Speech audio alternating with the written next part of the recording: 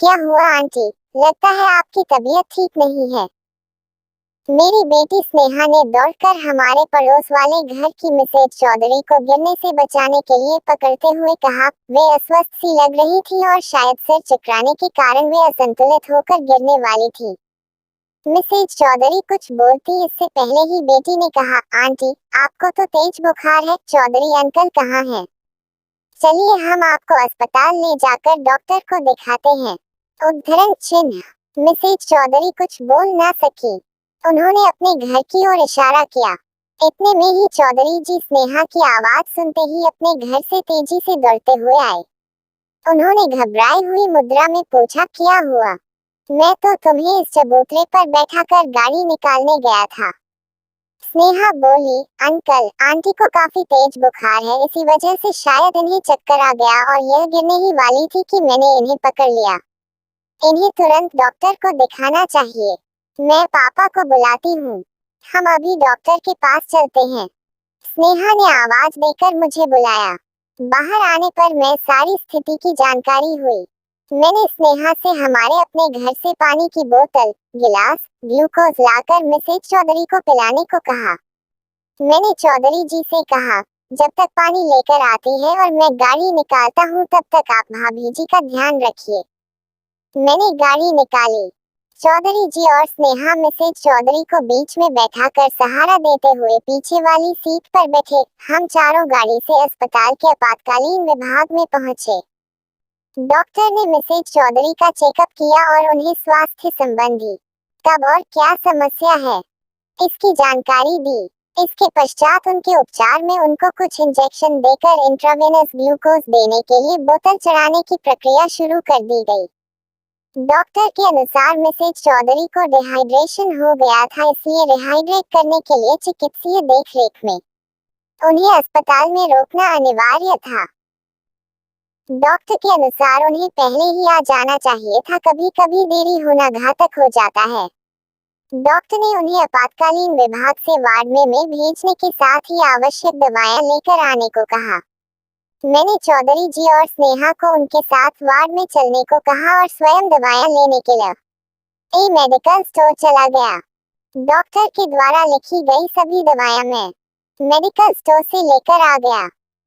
Sneha Mrs Chaudhary के bed के पास stool पर बैठ गई। स्टाफ नर्स ने इशारे से मरीज के पास सिर्फ एक व्यक्ति को छोड़कर बाकी लोगों को बाहर जाकर बैठने को कहा ताकि वार्ड में भीड़ भाड़ न हो। चौधरी साहब हमारे पड़ोसी थे। उनको और उनकी पत्नी को अपनी अमीरी पर बड़ा ही गर्व था। हमारे साथ वाले परिवारों से वे बातचीत करने में अपना अपमान समझते थे। बातचीत और व्यवहार से प्रायः वे लोग यही प्रदर्शित करते थे कि उनके पास सब कुछ है और उन्हें कभी भी किसी की मदद की आवश्यकता ही नहीं पड़ेगी। वे पैसा फेंको तमाशा देखो वाले सिद्धांत को मानने वाले व्यक्ति थे। मिसेज चौधरी भी गली में अपनी चर्चा के दौरान कहती थी कि इस गली में हमारे पतिदेव की सैलरी के बराबर किसी की भी सैलरी नहीं है। गांव में भी हमारे पास जितनी प्रॉपर्टी है उतनी प्रॉपर्टी हमारी इस गली में तो क्या पूरे मोहल्ले में भी किसी के पास नहीं होगी।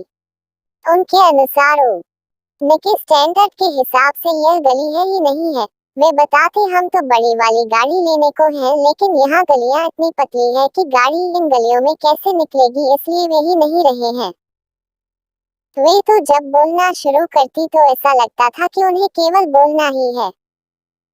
बोलते समय ज्यादा सोच विचार में भी अपना वक्त बर्बाद नहीं करती थी। अपनी अमीरी का यशगान करने में शायद उन्हें बड़े ही आत्मिक सुख की अनुभूति होती थी। एक बार वे अपने शाही खर्च का बखान करते हुए बता रही थी कि हमारा बेटा एक महीने में 3,000 रुपए से ज्यादा के तो कोल्ड ड्रिंक ही पी जाता है। तब स्नेहा ने उनसे कहा था, आंटी, 10 रुपया प्रति बोतल के हिसाब से 3,000 की 300 बोतलें हुई। एक महीने में 30 दिन होते हैं। इस हिसाब से एक दिन में 10 बोतलें उसके हिस्से में आती हैं। अब आपका बेटा एक दिन में ये 10 बोतलें कैसे पीता है? 24 घंटे में कितने घंटे सोता है, कितने घंटे जागता है? 10 बोतल रोज खत्म करने के लिए उसने अपना क्या रूटीन तय किया हुआ है? अगर वह इतना कोल्ड ड्रिंक पी लेता है तो यह उसके स्वास्थ्य के लिए भी यह बहुत ही नुकसानदायक है। योग गुरु स्वामी रामदेव जी तो कहते हैं कि ठंडा मतलब टॉयलेट क्लीनर। मिसेज चौधरी ने झूठ पकड़े पर भी झेपना तो सीखा ही नहीं था। ऐसे मौकों पर भी मुस्कुराते हुए अपने घर के अंदर घुस जाती थी। वैसे वे तो आसपास लोगों से बात करना भी अपनी प्रतिष्ठा के खिलाफ समझती थी। सामान्यतया किसी से बात भी तभी करती जब उन्हें शेखी बघारनी होती थी। आसपास के लोग उनकी इस आदत से भली भांति परिचित था। तभी तो जब वह अपनी हाँक रही होती थी तब उनकी बात को कोई गंभीरता से नहीं सुनता था। मिस्टर चौधरी उनसे भी 4 कदम बढ़ाकर थे। वे शायद ही कभी किसी से बात करते थे। किसी के सुख दुख उन्हें कुछ लेना देना नहीं था। अपने घर से बाहर निकलते समय या बाहर से आते हुए घर में प्रवेश करते समय वह किसी की तरफ आंख उठाकर भी देखना नहीं पसंद करते थे। किसी से मेलजोल का तो कोई सवाल ही नहीं। चौधरी दंपत्ति का शायद यही विचार था कि उनके पास बहुत सारा पैसा है। आज के समय पैसे की मदद से कुछ भी किया जा सकता है। अगर आपके पास पैसा है उससे आप दुनिया की कोई भी सेवा प्राप्त कर सकते हैं। सीधा सा सिद्धांत है कि पैसा फेंको तमाशा देखो। शायद इसीलिए वे किसी से कोई संबंध नहीं रखना चाहते थे। उनका ऐसा मानना था कि लोग अमीरों से संबंध अपने लाभ के लिए ही बनाते हैं। हर किसी को अपने संबंध अपने समान स्तर वाले लोगों से ही बनाने चाहिए। उनके पास पैसा चाहे जितना हो लेकिन वे रिक्शे वाले से, सब्जी वाले से, फल वाले से या अन्य जिस किसी की सेवा लेते उससे 2-4 रुपए के लिए भी लंबी बहस करने पर उतर आते थे। और इस बहस में वह अपनी अमीरी को बढ़ा चढ़ाकर वर्णन करके पूरे मोहल्ले को जानकारी करवा देते थे। बहस करते करते वे गाली गलौज और झगड़े पर उतर आते था। और इस क्रम में एक नहीं बल्कि अनेक बार उनकी पिटाई भी हो चुकी थी। मोहल्ले का कोई भी आदमी उनके झगड़े के बीच कोई समझौते की बात या उनका पक्ष लेने की जहमत नहीं उठाता था, क्योंकि उनके व्यवहार सभी लोग भली भांति परिचित हो चुके थे। अपने बच्चों के साथ भी उनके संबंध मधुर नहीं थे। बेटी शादी के बाद दूसरे शहर अपने ससुराल चली गई और उनका इकलौता बेटा शहर में कहीं दूर किराए पर रहता था। बच्चे केवल त्योहार आदि पर आ जाते थे। शायद उन्हें अकेले रहने में ही ज्यादा शांति और संतुष्टि का अनुभव होता था। पहले जब बच्चे साथ रहते थे तो बच्चों को डांटने फटकारने का उनकी आवाज अक्सर सुनाई देती रहती थी। बच्चों के जाने के बाद उनके घर पर काम करने के लिए जो बाई आती थी, उसके काम में मीन मीठ निकालना उनकी आदत थी। अक्सर वे उसे डांटने के बहाने ही तो अपनी अमीरी का यशगान करके संतुष्टि का अनुभव करते थे, क्योंकि लोगों से उनकी बातचीत न के बराबर होती थी और आसपास के लोगों को उन्हें अपनी यशगाथा गाने का सामान्यतः अवसर प्राप्त नहीं होता था। इमरजेंसी के बाहर मेरे साथ बैठे हुए चौधरी साहब आज बेहद गंभीर और गमगीन लग रहे थे। शायद उनको आत्मग्लानि का अनुभव हो रहा था। उनके चेहरे की भावना से स्पष्ट था कि वे बेहद परेशान हैं। उनके कंधे पर मैंने जो ही हाथ रखा तो वे फफक कर रो पड़े। मैंने उन्हें धैर्य बंधाते हुए कहा, चौधरी साहब, आप बिल्कुल चिंता न करें। हम सब तन मन धन सहित आपके साथ हैं। आपको किसी भी प्रकार की चिंता करने की आवश्यकता नहीं है। भाभी जी जल्दी ही ठीक हो जाएंगी। जैसा कि डॉक्टर भी कह रहे थे कि हम लोग उन्हें सही वक्त पर ले आए। देर हो जाना घातक हो सकता था।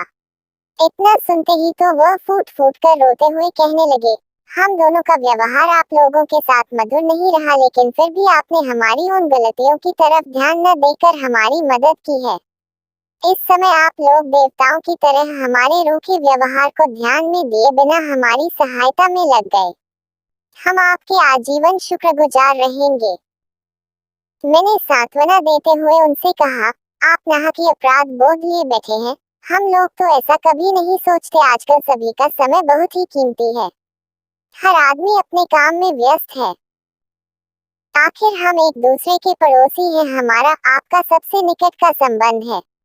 हमारे पड़ोसी एक दूसरे के सुख दुख में जितनी जल्दी भागीदारी निभा सकते हैं, इतना जल्दी कोई दूसरा नहीं निभा सकता। हमारा या आपका कोई निकट संबंधी जब जानेगा तभी तो आ पाएगा, और जानने के बाद भी उसे हमारे पास कितना समय लगेगा यह भी परिस्थितियों पर ही निर्भर करता है होता है। अगर इस समय आप लोगों ने मदद न की होती तो मैं अकेले इसे कैसे लाता, और अगर देर हो जाती तो न जाने क्या हो जाता। इंसान की जान अमूल्य होती है, इसकी पैसे से तुलना नहीं की जा सकती है। मानवीय मूल्यों की कभी भी पैसे से तुलना नहीं की जा सकती। चौधरी जी के मन से पश्चाताप की ज्वाला शांत नहीं हो रही थी। मैंने उन्हें इस विषय से पूरी तरह निश्चिंत और शांतिपूर्वक धैर्य धारण कर पूरा ध्यान भाभी जी के स्वास्थ्य की ओर लगाने के लिए कहा। जब मैंने उनसे यह जानने की कोशिश की कि इतनी गंभीर समस्या अचानक तो नहीं आ सकती,